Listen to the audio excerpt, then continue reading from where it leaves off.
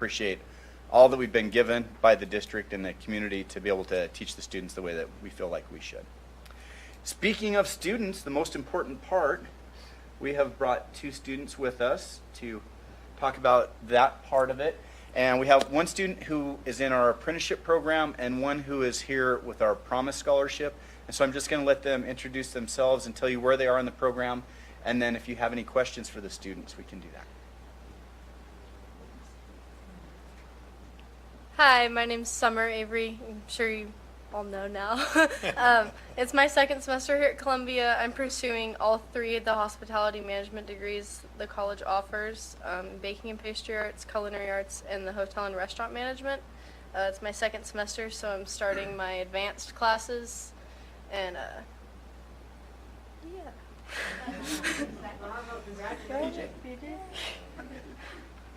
Hi, I'm PJ McDonald. I started at Columbia as an apprentice with the apprenticeship program, and I've since finished the apprenticeship program, and I'm continuing on and finishing. I as well am going for all 3 of my hospitality classes, and it's so much fun. I love it. It's really cool. And if you'd really like to put the ladies on the spot and ask them any questions, we can do that for a few minutes. Or barring that, we appreciate your time. Thank you. Thank you.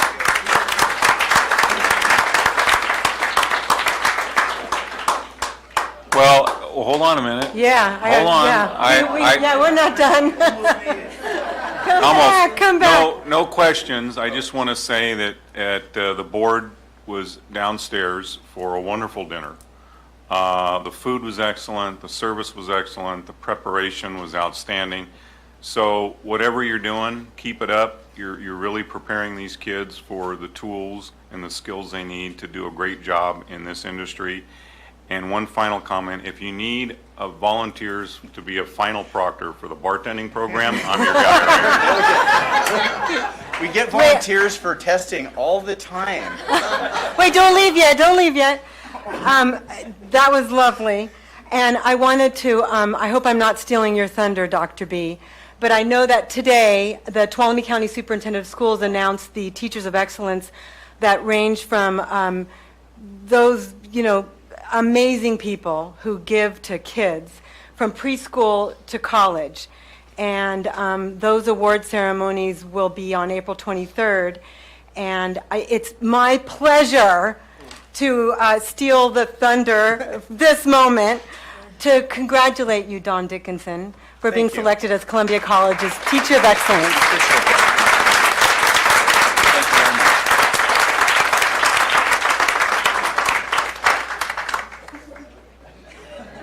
much. Thank you again. Next we have 5.2, the soft docs update. And there you are. Hello. Welcome. Yes.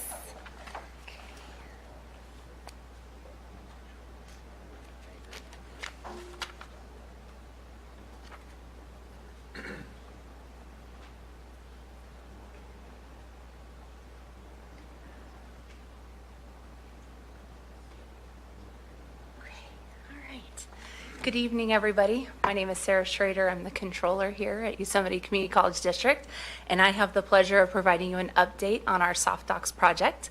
And I believe we have a few new board members since the last update I provided. So what I wanted to start with first is providing you with a little history on what is Soft Docs and why do we have this project. So for those of you that haven't heard this presentation before, I wanted to share with you that when I came to the district in May of 2013, I looked around and I was like, what is that contraption and why do we have so many? They were typewriters all over the district in many departments.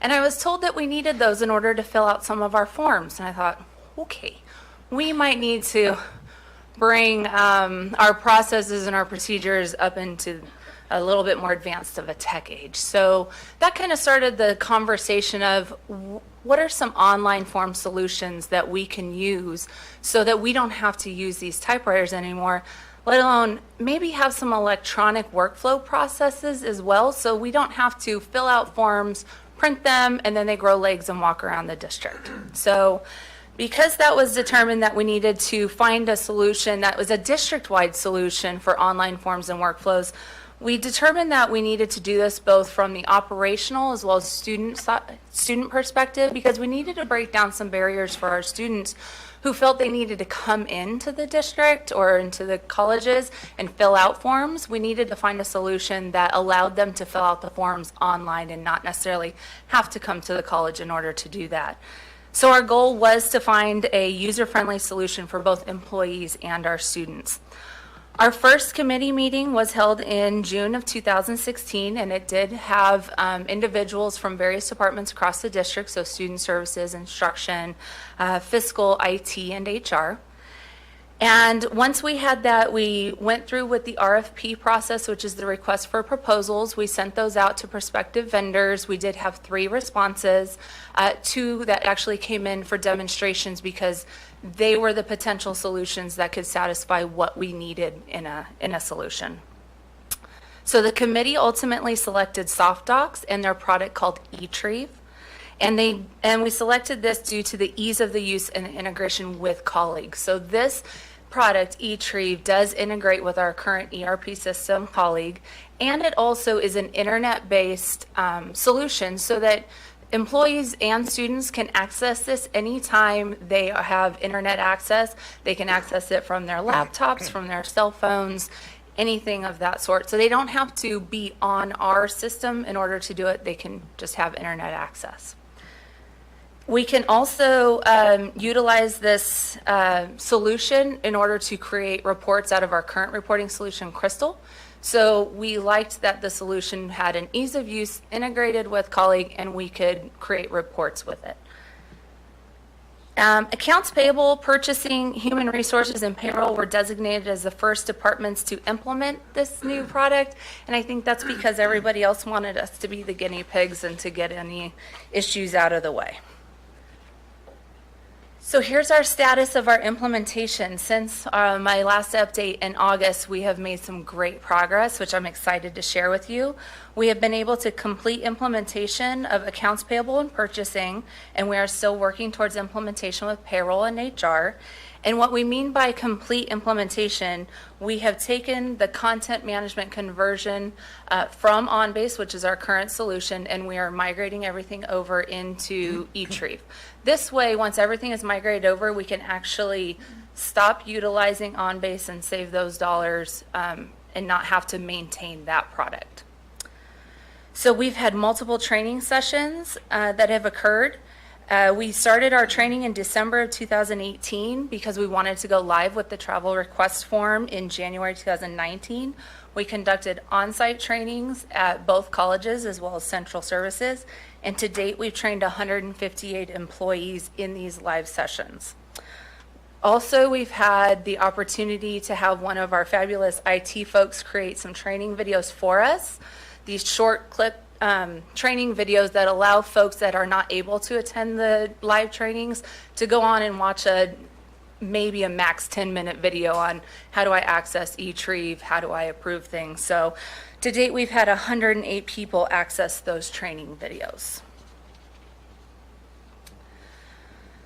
Currently, we have forms in eTrieve as well as forms in the queue for eTrieve. So the forms that we've created and that are in use are the travel request form, the direct payment request, purchase change order, the employee stipend request, the short-term employee contract request, employee banking direct deposit form, and the employee parking permit change form. So we know we do parking permits online. However, if employees need to change from having the funds deducted out of their paycheck in order to pay for the parking permit, they use this form in order to do those changes.